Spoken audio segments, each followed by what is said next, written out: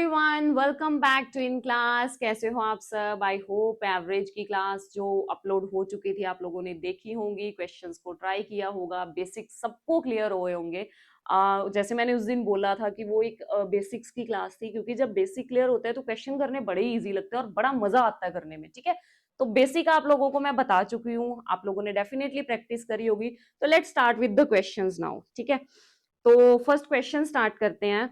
Question ये कहता है the average of 7 consecutive numbers is 68, find the largest of these numbers. अब जिन्होंने उस दिन क्लास लगाई थी, क्लास देखी थी, उनको डेफिनेटली पता होगा कि कंसेक्टिव नंबर्स क्या होते हैं। ठीक है, हमने कंसेक्टिव नंबर्स के बारे में ना बड़ी डिटेल में पढ़ाया था, बच्चों ने पढ़ा था। तो जिन्होंने वो क्लास नहीं देखी, एडवाइस करूंगी कि पहले वो क्लास देख लीजिए, ताकि ये क्लास समझने में आपको जरा सी भी प्रॉब्लम ना हो। ठीक है, let's start the question. 7 consecutive numbers हैं जिनकी एवरेज है 68। तो सबसे पहले तो हमें ये पता होना जरूरी है कि कंसेक्टिव नंबर्स को लेट कैसे करते हैं। ठीक है, लेट करेंगे तो कंसेक्टिव नंबर्स क्या हैं? जिनमें सेम डिफरेंस होता है। ठीक है, बताया था फर्स्ट और सेकंड के बीच में जितना डिफरेंस है वो थ्रू आउट द सीरीज चलेगा, लेकिन जब लेट करते हैं तो उस डिफरेंस को हम 1 मान के चलेंगे। So first is x, then x+1, x+2, x+3, x+4, x+5 and x+6। ये हो गए हमारे 7 नंबर्स। ठीक है, उसके बाद उनकी एवरेज गिवन है 68। तो मैं ये कर सकती हूँ, इन सारे नंबर्स को एड ऑन करें। ठीक है, x+3, 4, x+5 एंड x+6 सब नंबर्स को ऐड करा, डिवाइड कर दिया 7 से, it will be equal to 68। यही होगा। ठीक है, अब एड ऑन करें, x वाली टर्म्स का बन जाएगा 7x, दूसरी नंबर्स आ जाएंगे 6+4 10 15 18 20 and 21 and it will be 68 into 7, 6 7s are 42 and 56, 476। ठीक है जी, सो 7x अपनी पोजीशन पे रहेगा, ये जगह नहीं छोड़ने वाला, -21। So 7x will be equal to 455। So cutting हो गई, आ जाएगा 6 and 5 65। That mean smallest number है जी 65, then 66 67 8 9 70 71 1 2 3 4 5 6 and 7। So 71 is the answer. पर इतना लंबा चौड़ा क्यों करें? ठीक है, ये तो सिर्फ आपको समझाने के लिए था कि एक्चुअल में अगर मैं इस नंबर के एक्स की फॉर्म में लेट करूं और इसकी एवरेज निकाल लूं तो ऐसे निकलेगी। ठीक है, लेकिन उस दिन ना मैंने एक चीज बड़ी डीपली समझाई थी कि अगर कंसेक्टिव सीरीज की बात करें ना, तो जब भी कंसेक्टिव सीरीज गिवन होगी आपको एक चीज पे फोकस करना है कि नंबर ऑफ टर्म्स या नंबर ऑफ ऑब्जर्वेशंस जो हैं वो ऑड है या इवन है। याद है सबको? अगर नंबर ऑफ ऑब्जर्वेशंस ऑड हैं, जैसे इस केस में 7 है, तो middle term will be the, क्या थी middle term? Average. That means 7 numbers, 1 2 3 4 5 6 7 numbers हैं। ठीक है, middle term that is fourth term, यही एवरेज है, ज्यादा करने की जरूरत ही नहीं है। मिडल टर्म एवरेज है, एवरेज थी 68, तो आगे की तरफ चलते हैं 69 70 71। So this will be the answer. Simply आप इसको सीधा सॉल्व कर सकते हो। मिडल टर्म को एवरेज लीजिए और हाईएस्ट टर्म पूछी है तो 71, अगर लोएस्ट पूछी होती तो पीछे की तरफ चल देते हैं 67 66 65, फिर उस केस में क्या आंसर होता? 65। आई होप आप सबको ये कॉन्सेप्ट क्लियर हुआ होगा। कॉन्सेप्ट तो हमने उस दिन ही पढ़ लिया था, तो आज आपको ये समझ आ गया होगा कि इसको क्वेश्चंस में कैसे अप्लाई करना है। क्लियर सबको? आगे चले। नेक्स्ट क्वेश्चन है the average of 6 consecutive even numbers is 53। तो पहले इस लाइन में ये कहता है कि 6 कंसेक्टिव इवन नंबर्स हैं जिनकी एवरेज 53 है। तो बाय चांस अगर कभी आपको इवन नंबर्स को एक्स की फॉर्म में लेट करना पड़े तो आप कैसे करोगे? ठीक है, इवन नंबर कैसे होते हैं? 2 4 6 8 10, यही होते हैं। ठीक है, अगर मैं 2 को x मानती हूँ, ठीक है, फॉर एग्जाम्पल अगर मैंने 2 को x माना, ठीक है, तो 4 को कैसे लिखूंगी? x+2। 6 को कैसे लिखूंगी? x+4। 8 को कैसे लिखूंगी? x+6। और 10 को कैसे लिखूंगी? x+8। क्लियर है? दैट मीन्स कभी भी अगर आपको इवन नंबर्स को लेट कराना पड़ जाए तो हमेशा इस फॉर्म में कराना है x, x+2, x+4, x+6 and so on. Same in the case of odd numbers. चाहे ऑड नंबर्स भी हैं, डिफरेंस उनमें 2 का ही होता है, जैसे 1 3 5 7 9, तो डिफरेंस तो यहाँ पे भी 2 का ही है ना, 2 4 देन 6 देन 8। तो अगर कभी भी ऐसी सिचुएशन आए इवन और ऑड नंबर्स को लेट करवाना पड़े तो हमेशा इसी फॉर्म में करना, that is x, x plus 2, x plus 4, x plus 6 and so on. Clear है? लेकिन यहाँ पे इसको इस फॉर्म में करने की कोई जरूरत नहीं है, हम डायरेक्टली इसको कर सकते हैं। कैसे? वी हैव 6 नंबर्स, 6 नंबर है हमारे पास जिनकी हमने एवरेज निकालनी है। ठीक है, तो 1 2 3 4 5 एंड 6। अब यहाँ पे नंबर ऑफ ऑब्जर्वेशंस जो है वो इवन है, अगर ऑड होते तो मिडिल टर्म एवरेज होती, यहाँ पे इवन है। इवन का मतलब क्या है कि जो एवरेज है ना वो मिडल वाली 2 टर्म्स की एक्चुअल में एवरेज है, या हम ये कह सकते हैं कि ये जो मिडल के 2 नंबर है ना इनके बीच का जो नंबर होगा, इन दोनों की जो एवरेज होगी वो 53 है।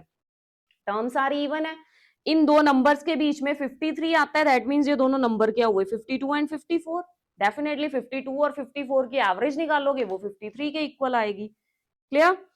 सो 52 एंड 54। तो आगे चलते हैं, दिस इज 56 एंड 58, तो लार्जेस्ट नंबर क्या हो गया जी, 58। अगर स्मॉलेस्ट पूछा होता तो it will B 40, it would be 48। I hope आप सबको ये क्लियर होगा। अगर even number of observations odd हैं तो मिडल टर्म को एवरेज ले लीजिए, अगर इवन है तो मिडल वाली 2 टर्म्स के बीच वाला नंबर उसको मान के चलिए, दैट मींस जो 53 है वो एक्चुअल में इन दोनों के बीच में आएगा। आई होप आप सबको ये क्लियर होगा। इसी के साथ मिलता जुलता एक क्वेश्चन और कर लेते हैं, आपको ज्यादा क्लियर हो जाएगा। फटाफट से करते हैं। The average of 6 consecutive odd numbers is 48। So 1 2 3 4 5 6, that means इन दोनों टर्म्स के बीच में आएगा 48। तो ये नंबर क्या हुए, 47 49 51 53, इधर आएगा 45 एंड 43। तो स्मॉलेस्ट ऑफ दीज नंबर्स क्या आ गया जी, 43। क्लियर है सबको? अगर किसी को फिर भी कोई डाउट रह जाता है, कोई क्वेरी होती है, तो आप डेफिनेटली कमेंट सेक्शन में लिखिए, जो भी आपकी क्वेरीज होंगी डेफिनेटली हम उसको सॉल्व करेंगे। क्लियर है? आगे चलें। The average of 6 observations is 54. If the average of first 3 observations is 48 and the average of next 2 observations is 56, find the 9th observation. Sorry, यहाँ पे 9th नहीं आएगा, यहाँ पे 6 ऑब्जर्वेशन आएगा, इट शुड बी 6। वो थोड़ा सा टाइपिंग एरर है, आप करेक्ट कर सकते हैं। ठीक है, अब कहता है 6 ऑब्जर्वेशन हैं, 1 2 3 4 5 एंड 6, 6 ऑब्जर्वेशन हैं। फर्स्ट 3 ऑब्जर्वेशन की जो एवरेज है वो 48 है, दैट इज 1 2 3, तीनों की जो एवरेज है वो 48 है। ठीक है, नेक्स्ट 2 की जो है वो 56 है, that is 4th and 5th की कितनी है जी, 56। 6th नंबर निकालना है और टोटल एवरेज है 54। क्लियर है? अब यहाँ पे इस क्वेश्चन को ध्यान से समझिए। क्वेश्चन ये कहता है, उस दिन हमने ना चॉकलेट्स और मनी की एग्जांपल ली थी, तो उसी एग्जांपल पे वापस जाते हैं। क्वेश्चन ये कहता है कि मान लीजिए क्लास में 6 बच्चे बैठे हैं। ठीक है, टीचर ने क्या किया, उन 6 की पॉकेट में ना चॉकलेट्स थी, तो उसने सबकी चॉकलेट्स को उठाया, कलेक्ट किया और उसके बाद सब में इक्वली डिस्ट्रीब्यूट कर दिया, बिना ये देखे किसी के पास कम है या ज्यादा है, सब में इक्वली डिवाइड किया। तो अब हर बच्चे के पास कितनी चॉकलेट्स आ गई, 54। ठीक है, कितनी आई, 54। अब क्या हुआ, जो पहले 3 बच्चे बैठे हुए थे ना, उन्होंने क्या किया, उन्होंने आपस में ही जो उनकी खुद की चॉकलेट्स थी, ठीक है, अगर कहता है वो तीनों बच्चे आपस में ही अपनी चॉकलेट्स को इक्वली डिस्ट्रीब्यूट कर दे तो उनके पास चॉकलेट्स आ जाती हैं 48। ठीक है, और अगर जो 4th और 5th बच्चा बैठा हुआ है, जो नेक्स्ट 2 स्टूडेंट्स हैं, वो आपस में अपनी चॉकलेट्स बांट ले तो उनके पास आ जाती हैं जी 56 चॉकलेट्स दोनों के पास। ठीक है, तो हमने ये निकालना है कि जो 6th बच्चा क्लास में आया उसकी पॉकेट में कितनी थी, जो 6th बच्चा बैठा हुआ है जिसकी चॉकलेट्स को बीच में ऐड करने की वजह से टोटल एवरेज 54 पे जाती है, उसकी पॉकेट में कितनी है। क्लियर? सो सबसे पहले तो हम ये चेक करते हैं कि जो फर्स्ट 3 स्टूडेंट्स हैं, जब वो आपस में तीनों बांटते हैं, उनके पास 48 एक के पास आती हैं, लेकिन वैसे उनके पास कितनी थी पर बच्चे के पास, 54। दैट मींस हर एक की पॉकेट में 6 चॉकलेट्स कम आई और 3 बच्चे हैं, दैट मींस उन तीनों के पास टोटल के कंपैरेटिवली, टोटल एवरेज के कंपैरेटिवली कितनी चॉकलेट्स कम है, 18। क्लियर हुआ सबको? 48 एवरेज है, 54 से 6 नंबर कम है, दैट मीन्स तीनों बच्चों को 6 चॉकलेट्स कम मिली, टोटल कितनी कम है उनके पास 18। और जो नेक्स्ट दो हैं उन्होंने आपस में बांटी तो उनको दो दो ज्यादा मिल गई, और दो बच्चे हैं दैट मीन्स इनके पास कितनी ज्यादा है 4, इनके पास 4 ज्यादा है, इनके पास 18 कम है। अब जो सिक्स्थ बच्चा है उसकी पॉकेट में कितनी होगी? डेफिनेटली ये जो 54 है, अगर उसको एवरेज को 54 के इक्वल लेके जाना है तो 54 के साथ साथ उसको इनके पास जो 14 चॉकलेट्स कम है, 18 में से 4 माइनस किए तो 14 चॉकलेट्स की कमी है, ठीक है, उसकी पॉकेट में एवरेज के साथ साथ ये 14 चॉकलेट्स भी होनी चाहिए, तभी जो टर्म है वो कंप्लीट हो पाएगी। बात को समझिए, पहले तीन बच्चों के पास 18 कम है, 18 चॉकलेट्स कम है उनके पास टोटल एवरेज के कंपैरेटिवली, नेक्स्ट दो बच्चों के पास दो ज्यादा है एवरेज के कंपैरेटिवली, तो 14 का गैप है, एवरेज के कंपैरेटिवली 14 चॉकलेट्स उनके पास कम है। इसका मतलब जो सिक्स्थ बच्चा है उसके पास 54 प्लस ये वाली 14 टोटल 68 चॉकलेट्स होगी, तभी जब वो एंटर होगा तो 54 तो वो अपने पास रखेगा और जो 14 कम है वो इनको प्रोवाइड करेगा। समझ आया? आप इसको सिंपली ऐसे भी कर सकते हो, एवरेज के साथ इनका डिफरेंस चेक करो, एवरेज का आपस में डिफरेंस चेक करो, 54 और 48 का डिफरेंस 6 का है, और क्योंकि तीन टर्म्स की एवरेज है सो 6 इंटू 3 18, 54 और 56 की डिफरेंस कितना है 2, और 2 टर्म्स का है सो 2 इंटू 2 4, 18 कम है, इसको मैं लिख सकती हूँ -18 प्लस 4 ज्यादा है सो -14 है, इसका मतलब 14 कम है। अगर माइनस में टर्म है तो एवरेज में ऐड कर दीजिए, अगर प्लस में होती तो एवरेज में से माइनस कर देते। बट बेस्ट है कि आप कॉन्सेप्ट को समझिए, अगर कॉन्सेप्ट समझ के करोगे तो कभी भी एरर नहीं होगा। आई होप आप सबको ये क्वेश्चन क्लियर होगा। फिर भी किसी को कोई डाउट रह जाए तो आप कमेंट सेक्शन में लिख सकते हैं। क्लियर? आगे चलें, मजा आ रहा है क्लास में? नेक्स्ट क्वेश्चन है, the marks of 5 friends are 60, if the marks of 6th friend is added the average remains the same, find the marks of 6th friend. तो इसको हम बोलते हैं न्यू एंट्री के क्वेश्चन। ठीक है, जब बच्चे आपस में अपनी चॉकलेट बांट के बैठे हुए हैं लेकिन एक नया बच्चा क्लास में आ गया, फिर हम उसको ऐसे देखते हैं भगवान करे इसकी पॉकेट में तो चॉकलेट्स हो नहीं, तो हमें अपनी पॉकेट में से निकाल के देनी पड़ेंगी। ठीक है, तो यहाँ पे ना जब भी कोई न्यू एंट्री होती है तीन ही चीजें हो सकती हैं। ठीक है,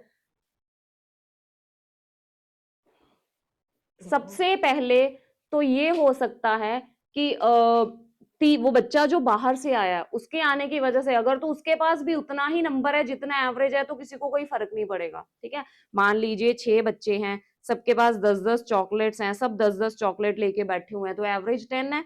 अब 7th बच्चा भी अगर 10 चॉकलेट्स ही ले आए तो किसी को कोई फर्क नहीं पड़ेगा।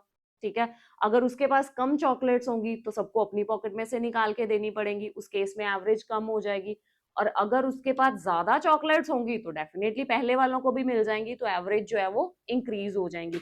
सो इस केस में ये बिल्कुल बेसिक क्वेश्चन है, आपको सिर्फ बेस समझाने के लिए मैंने ऐड ऑन करा था कि जो 5 फ्रेंड्स हैं उनके मार्क्स 6th फ्रेंड के ऐड होने पर भी सेम है। दैट मीन्स जो 6th फ्रेंड है डेफिनेटली उसके मार्क्स भी कितने होंगे एवरेज के इक्वल, तभी एवरेज पे कोई इफेक्ट नहीं आया। क्लियर सबको?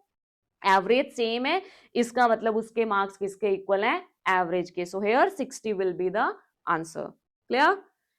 Next question, 3 years ago the average age of a family of 5 members was 16 years, a baby born in the family, still average age of the family is same, find the age of the baby। कहता है 3 साल पहले कोई family थी 5 members की जिनकी average थी 16 years.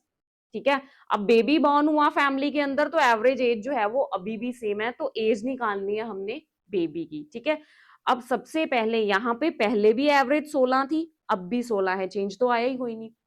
But हम ये तो नहीं बोल सकते कि भाई बेबी ऐड हुआ उसके ऐड होने की वजह से एवरेज अभी भी सेम है तो वो 16 साल का हो गया, ऐसा नहीं हो सकता। क्यों? क्योंकि 3 साल पहले तो वो पैदा ही नहीं हुआ था। ठीक है, लेकिन हमें ये पता चल गया कि बेबी बॉर्न होने के बाद भी एवरेज सेम है, इसका मतलब जो गैप आया है ना दोनों के बीच में, 3 इयर्स पहले जो फैमिली की एवरेज थी और 3 साल के बाद जो एवरेज है उसमें जो गैप आया है वो 16 का आया है, या मैं ये कहूँ कि टोटल में जो चेंज है वो कितने का आया है, एवरेज सेम है तो टोटल में चेंज जो है वो कितने का आया 16 का। ठीक है, अब यहाँ पे एक चीज समझने वाली है, 16 का चेंज टोटल में आया, इसका मतलब 3 इयर्स पहले 5 मेंबर्स हैं, ठीक है, 3 साल पहले उनकी जितनी भी एज होगी, 3 साल के बाद उन सबकी एज में 3-3 का डिफरेंस भी तो आएगा। अगर कोई पहले 10 साल का था अब 13 का हो जाएगा, 20 का था 23 का हो जाएगा, जो 5 साल का था वो 8 का हो जाएगा, तो सबकी एज में 3-3 का इंक्रीमेंट होगा। इसका मतलब जो टोटल एज उनकी होगी उसमें कितने का चेंज आएगा, 5 मेंबर्स हैं, 3 का चेंज एक की एज में आया, तो टोटल चेंज कितने का आएगा, 15 का, ठीक है। 15 का चेंज टोटल आएगा, 15 का टोटल चेंज आएगा एज उसकी वजह से, ईयर्स चेंज होने की वजह से, टाइम गैप की वजह से, और टोटल चेंज कितने का है, 16 का। 16 साल का गैप जो है वो चेंज जो है वो वैसे आ रहा है, जिसमें 15 साल का चेंज तो सिर्फ इसी वजह से क्योंकि वो 3 साल पहले की बात कर रहे हैं। That means 16 minus 15, change actual में कितने का आया है बच्चा होने की वजह से, 1 ईयर का। सो बेबी की एज कितनी आ गई, 1 ईयर। आई होप आप सबको क्लियर होगा। कुछ नहीं करा मैंने, सिंपली ये चेक किया कि 5 मेंबर्स हैं, 3 साल पहले की एज गिवन है, तो टोटल एज में चेंज कितना आना चाहिए। अगर बेबी ना भी हुआ होता 15 साल का चेंज तो तब भी आता, ठीक है, लेकिन चेंज कितने का आया, 16 साल का। क्यों, क्योंकि एवरेज सेम है, तो एवरेज से 15 का डिफरेंस है 1, तो इसका मतलब बेबी कितनी देर का हुआ, जस्ट 1 ईयर का। क्लियर है सबको, आगे चलें। नेक्स्ट क्वेश्चन है, average weight of 3 women is increased by 4 kg when one of them whose weight was 100 kg is replaced by another woman. Find the weight of the new women. अब इसको हम बोलते हैं रिप्लेसमेंट का case. ये है जी replacement के questions, ठीक है। जब एक इंसान उठ के बाहर गया या 2 इंसान उठ के बाहर गए और उनकी जगह पे नए इंसान अंदर आए, ठीक है। कुछ ऑब्जर्वेशंस को ये कहें कि निकाला गया, उसकी उसकी जगह पे कुछ ऑब्जर्वेशंस को अंदर लेकर आए। अब यहाँ पे भी सेम केस रहेगा न्यू एंट्री वाला। सेम क्या, कि जो बच्चा या जो विमेन या जो ऑब्जर्वेशन जिसको भी हमने रिमूव किया, ठीक है, जो बाहर गया उसके पास भी कोई ना कोई अमाउंट होगी। फिर से यहाँ उन चॉकलेट्स के एग्जाम्पल पे ही आते हैं, जैसे 6 बच्चे हैं, सबकी पॉकेट में एवरेज जो है वो 10-10 चॉकलेट्स आई, ठीक है। अब इनमें से एक बच्चे को उठा के बाहर भेज दिया गया, ठीक है, 5 बच्चे रखे, एक को निकाल दिया गया, एक को बाहर भेजा, उसकी जगह पे जो नया बच्चा आया, अगर उसके आने से एवरेज पे कोई इफेक्ट नहीं पड़ा, उसके आने के बाद भी हर बच्चे की पॉकेट में 10 चॉकलेट्स हैं, इसका मतलब वो अपनी पॉकेट में अपनी 10 लेके आया था। सो अगर चेंज नहीं है, इसका मतलब जो न्यू बच्चा आया है उसकी सॉरी हम ये कह सकते हैं कि जो बच्चा बाहर गया, जो नया आया, नए वाले की पॉकेट में उतनी ही चॉकलेट्स होंगी जितनी उस बच्चे के पास थी जो बाहर गया, तभी चेंज कोई नहीं आया। जो बाहर गया अगर उसकी पॉकेट में 20 चॉकलेट्स थी तो नए वाले की पॉकेट में भी 20 होनी चाहिए। अगर 20 से कम होती तो एवरेज कम होनी थी, क्योंकि फिर हर बच्चे की पॉकेट से निकाली जाती, उसको तो 20 दे के भेजने है ना जो बाहर जाएगा, वो अपना वेट, अपनी चॉकलेट्स या जो भी उसके पास होगा वो लेके जाएगा, ठीक है। तो यहाँ पे अगर चेंज चेंज में एवरेज इंक्रीज हो रही है, इसका मतलब जो न्यू मेंबर एंटर हुआ है उसकी पॉकेट में ज्यादा चॉकलेट्स हैं, और अगर एवरेज डिक्रीज हुई तो जो न्यू मेंबर है उसकी पॉकेट में कम चॉकलेट्स हैं, ठीक है। सो यहाँ पे क्या है, जो विमेन बाहर गई है उसका वेट कितना है, 100, और उसके उसकी जगह पे जो न्यू विमेन आई है उसके आने की वजह से 4 kg जो है वो वेट इंक्रीज हो गया। 4 kg इंक्रीज होने का मतलब 3 विमेन है और हर किसी के हिस्से में 4 kg वेट और आ गया, एवरेज का मतलब यही है। सो इसका मतलब जो बाहर विमेन गई थी उसका वेट कितना हुआ जी, 112 किलो। क्लियर हुआ, जो बच्चा जो विमेन बाहर गई है दैट इज उसका वेट है 100, प्लस एवरेज में चेंज कितने का आया, 4 का, और कितनी विमेन है, 3, दैट मीन्स टोटल चेंज 12 का आया, तो उसका वेट जो है वो 12 किलो ज्यादा होगा रिप्लेस्ड विमेन के साथ, उसके कंपैरेटिवली, तभी जो वेट है वो एवरेज वेट है वो इंक्रीज हुआ। So answer will be 112 kg। I hope आप सबको ये क्लियर होगा। Next is the average of 7 members is 45, we replace two numbers 65 and 54 with 656 and 35 respectively, find the new average। Simple सी बात है, 7 नंबर्स हैं, उनकी एवरेज है 45, ठीक है। दो नंबर्स जो हैं उनकी उनको बाहर निकाला गया 65 एंड 54, दैट मीन्स 119, 119 के टोटल को बाहर निकाला गया, ठीक है। और जो अंदर आया वो कितना है, 56 प्लस 35, 91। सो चेंज कितने का आया, 108 का, sorry sorry sorry sorry sorry, yes 28 का, सॉरी माय मिस्टेक। तो 28 का आया है चेंज और सब में डिस्ट्रीब्यूट कर देंगे क्योंकि 7 नंबर है, तो 4 7 28। इसका मतलब एवरेज जो है वो अब कितने पे आ जाएगी, 41 पे, क्योंकि जो बाहर गए हैं उनके पास ज्यादा था, जो अंदर आए हैं उनके पास कम है। सो 41 will be the new average. I hope आप सबको ये क्लियर होगा। किसी को कोई डाउट लगे, कोई क्वेरी हो, आप कमेंट सेक्शन में लिख सकते हो। वीडियोस को लाइक कीजिए, चैनल को सब्सक्राइब कीजिए, और अगर कोई भी गलती हुई हो तो डेफिनेटली जस्ट फॉरगेट इट। थोड़ी सी लाइट की प्रॉब्लम है, तो आज की क्लास को यही खत्म करते हैं। Thank you so much.